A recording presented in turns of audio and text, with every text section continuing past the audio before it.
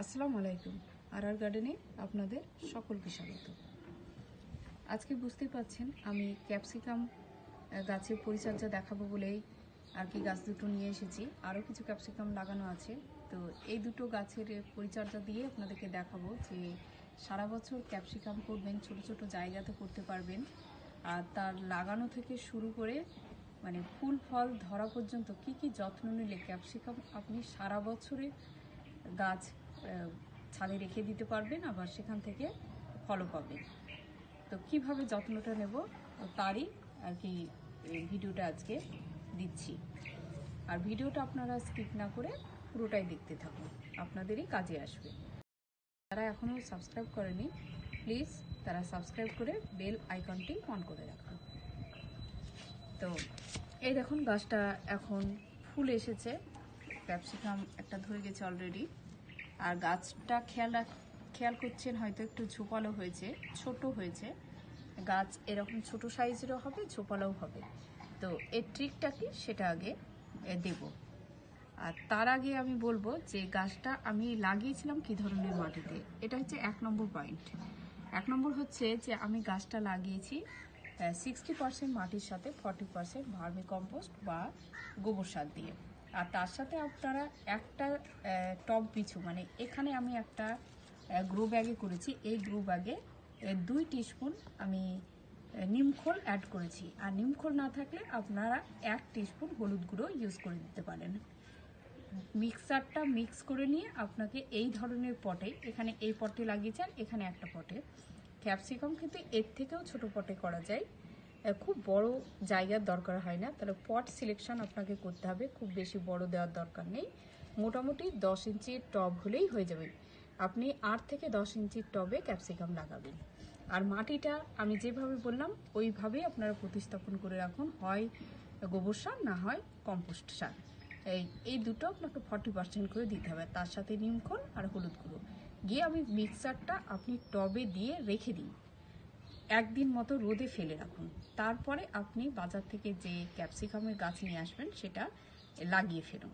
লাগানোর পরে যখন দেখবেন যে নতুন কুশি ছেড়ে দিয়েছে, শেকড়টা বসে গেছে মাটির সাথে, তখন আপনি পাতলা করে খোল জানবেন। এটা হচ্ছে 1 নম্বর পয়েন্ট। আর 2 নম্বর পয়েন্ট আমি বলবো এই গাছগুলো রাখবেন কোথায়। এই গাছগুলো রাখতে হবে আপনার ছাদে যেখানে প্রচুর পরিমাণে সূর্যালোক আসে, এই রকম জায়গায় কিন্তু গাছগুলো রাখতে হবে। লঙ্কা জাতীয় গাছে কিন্তু প্রচুর রোদ লাগে, তাহলে রোদ আছে এরকম জায়গায় আপনাকে লাগিয়ে রাখতে হবে।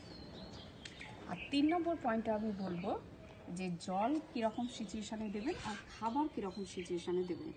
যে কোনো লঙ্কা জাতীয় গাছে কিন্তু প্রচুর জল বা প্রচুর খাবার কিন্তু লাগে না, এটা খেয়াল রাখতে হবে। আর যেই আপনি প্রচুর খাবার বা প্রচুর জল দিয়ে ফেলবেন তখনই কিন্তু এই দেখুন পাতাটা কুঁকড়ে যাচ্ছে। পাতা কুঁকড়ানোর মেন কারণ হচ্ছে মাকড়ের আক্রমণ তো আছে, তার সাথে প্রচুর জল প্রচুর খাবার, তাতে কিন্তু পাতা কুঁকড়ে যায়। আর হচ্ছে সানলাইটের অভাব। তো এখানে আমারও কিছু পাতা কুঁকড়েছে, এগুলো মাকড় সংক্রান্ত আক্রমণ হয়েছে। আমার প্রত্যেকটা ক্রাইটেরিয়ায় ঠিকঠাক আছে, কিন্তু তার উপরেও পাতা কুঁকড়েছে, মানে এখানে মাকড়ের আক্রমণ। তো মাকড়ের আক্রমণ থেকে বাঁচবো কী করে সেইটা আপনাদেরকে বলবো। তো এখন আপাতত দেখতে থাকুন আমি কি কি বলছি আর কি। তো প্রথমেই হচ্ছে জল আপনারা কীরকম সিচুয়েশানে দেবেন। দেখছেন তো মাটিটা কিন্তু একেবারে ভেজা ভেজা আছে, এইটারও ভেজা ভেজা। এই পরিস্থিতিতে কিন্তু আমি জল দেবই না, কোনো লিকুইড খাবারও দেবো না। এই পরিস্থিতিতে জল আর লিকুইড খাবার দিলে আপনার গোড়া পচে যাবে, গাছ মারা যেতে পারে এবং পাতা কিন্তু ভীষণভাবে কুঁকড়ে যাবে। এইটা আপনাদেরকে খেয়াল রাখতে হবে। আর লিকুইড খাবার বললাম যে যখন কুশি বেরোবে লিকুইড খাবার আপনারা মাসে 2 বার দিন, এতে কিন্তু আপনাকে 7 দিন পর পর দিতে হবে না, মাসে 2 বার। তাহলে এটা চলে গেল 3 নম্বর পয়েন্ট। আর 4 নম্বর পয়েন্ট আমি বলবো যে এই যে এখন ফুল এসেছে, ফল এসেছে, এই গাছটা তো ফুল ফল এসেছে। তো এই যে ঝাঁকড়া অবস্থায় ছোট অবস্থাতেই কিন্তু গাছগুলো এসেছে। আর গাছটা দেখুন মাথার উপরে ঝাঁকড়া, এই গাছটাও কিন্তু মাথার উপরে যদি গাছ ঝাঁকড়া হয় তাহলে আপনার ফল দেবে কিন্তু বেশি। তাহলে মাথার উপরে ঝাঁকড়া করার জন্য আপনাকে ফার্স্ট করতে হবে জি কাট। তো যখনই চারা গাছটা বেশ কিছুটা বড় হবে, ধরুন এই সাইজ মতো, এই গাছটা উপর থেকে যখন এই সাইজ মতো বড় হয়েছে তখন আমি উপরের গোড়াটাকে কিন্তু ডগাটা, এই যেমন এই ডগাটা ফুল এসছে, এই ডগাটা যখন প্রথমে চলুন ডগাটাকে কেটে দিয়েছিলাম, ওই ডগা থেকে ব্রাঞ্চেসগুলো বেরিয়ে কিন্তু ঝাঁকড়া হয়েছে। আমি একবারই জি কাট করেছি, তার বেশি করিনি, তাতে কিন্তু এতটা ঝাঁকড়া হয়ে গেছে এবং ফুল চলে এসে দেখেছেন প্রত্যেকটা জায়গায়, দেখুন নিচ থেকে শুরু করে সব জায়গাগুলোতে কিন্তু ফল এসেছে। তো এটা হচ্ছে আপনার 4র্থ নম্বর পয়েন্ট। আর 5ম নম্বর পয়েন্টটা বলবো যে ঝাঁকড়া তো করলাম, ফুলে এলো, তাহলে এই যে ফুলগুলো যে টিকে থাকবে তার জন্য কিন্তু আমাকে খাবার দিতে হবে।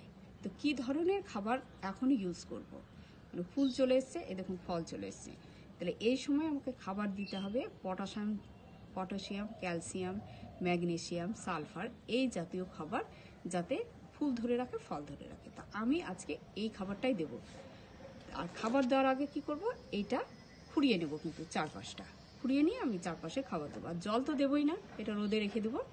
এই মাটি যতক্ষণ না শুকাবে আমি কোনো জল দেব না। এখন আমি খাবার দেবো, এই জন্য চারপাশটা একটু কিন্তু খুঁড়িয়ে নিচ্ছি।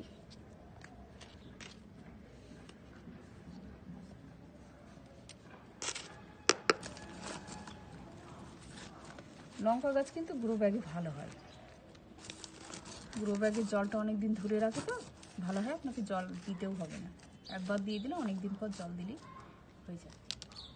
তো এই সময় আমি খাবার দেব, এটা হচ্ছে লাল পটাশ, এটা দামও খুব কম, এটা আপনারা দিতে পারেন। আর লাল পটাশ না থাকলে কলার খোসা দিয়ে দিন, কোনো অসুবিধা নেই। এই 1 চামচটা আমি কিন্তু 2 জায়গাতে দিব, পুরোটা আমি কিন্তু দেব না। চারপাশে খাবারটা দিয়ে দিচ্ছি।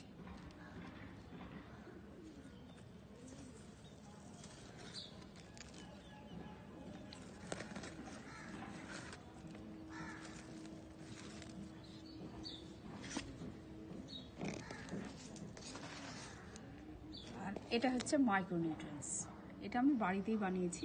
আপনাদের বাড়িতে সুযোগ সুবিধা থাকলে বাড়িতে বানিয়ে নিতে পারেন। আমার ভিডিওটা ডেসক্রিপশন বক্সে লিঙ্ক দেওয়া থাকবে, আপনারা দেখে নেবেন। আর যদি বাড়িতে সময় না পান তাহলে বাজারে কিনে নিতে পারেন, খুব বেশি দাম নেবে না। মাইক্রোনিউট্রিয়েন্টস বলবেন গাছের জন্য দেব, তাহলে ওরা দিয়ে দেবে। আর তার উপরে যদি না পান তাহলে শুটকি মাছ আর ডিমের খোল যেগুলো থাকে একটু শুকিয়ে নেবেন ভালো করে, তারপরে গুঁড়ো করে নিয়ে সেটা দিয়ে দেবেন, তাহলে আপনার প্রচুর পরিমাণে ক্যালসিয়াম, ফসফরাস পেয়ে যাবে। এটা করতে পারেন।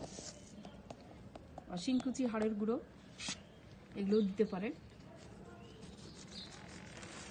আমি এই মাইক্রোনিউট্রিয়েন্টসটা এমনভাবে তৈরি করেছি যে গাছের সব রকম মিনারেলসগুলো পাবে। এটা দেখে নেবেন ভিডিওটা। এটা দিয়ে দিলাম, তো জল আমি দিচ্ছি না, এরকম মানে পুরো জল আছে। এটা এখন মানে জল দিতে মোটামুটি এটা মাটিটা শোকাতেই কিন্তু 8-10 দিন সময় লেগে যাবে, তাই এখন তো জল দেবই না, এবারে রোদে রেখে দেবো। আর লাস্ট যে পয়েন্টটা বলবো সেটা হচ্ছে পাতা কুঁকড়ে যাওয়া। এখানে কিন্তু পাতা আমার কিছুটা কুঁকড়েছে, এই দেখুন দুটো গাছেরই কিন্তু কিছুটা কুঁকড়ে যাওয়া, কিছুটা আমি পেস্টিসাইড স্প্রে করি বলে আবার সোজা হয়েছে, তখন ভিতরের দিকে কুঁকড়েছে, আবার উপরের দিকে এসে সোজা হয়ে গেছে। তো মাকড়ের আক্রমণ কিন্তু লঙ্কার গাছে প্রচুর পরিমাণে হয়, তো অল্টারনেট করে আপনাকে কিন্তু পেস্টিসাইড স্প্রে কিন্তু করতে হবে। সপ্তাহে 2 দিনও করতে পারে, আর 7 দিন পর পরে করতে পারেন। তো বেটার হচ্ছে সপ্তাহে 2 দিন করে স্প্রে করে দেওয়া। একেবারে এই দেখুন পাতার তলেও কিন্তু মাকড়ের আক্রমণ হয়, যেগুলো কিছু চোখে দেখা যায়, কিছু কিন্তু চোখে দেখা যায় না, অলরেডি আক্রমণ হয়েছে। তো এর জন্য আমি কি ব্যবহার করি সেটা আপনাদেরকে দেখাই। এই দেখুন এই দুটো পেস্টিসাইড আমি অল্টারনেট করে দিই, একতারা আর অ্যাডমায়ার, এই দুটো আমি স্প্রে করি অল্টারনেট করে, সপ্তাহে 2 দিন করি, এটা একদিন এটা একদিন। তো এই দুটো স্প্রে করলে দেখবেন আপনার গাছ কিন্তু তরতাজাই থাকবে। তো এখন আমি স্প্রে করব।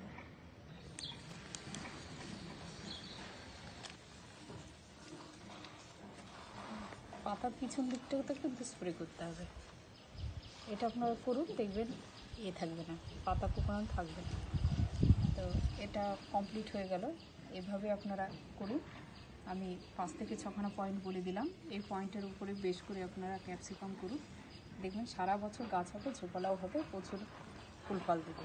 তো এখানেই শেষ করছি। সুস্থ থাকুন, ভালো থাকুন। পরবর্তী ভিডিওতে আবার আপনাদের সাথে দেখা হয়ে যাবে ইনশাআল্লাহ।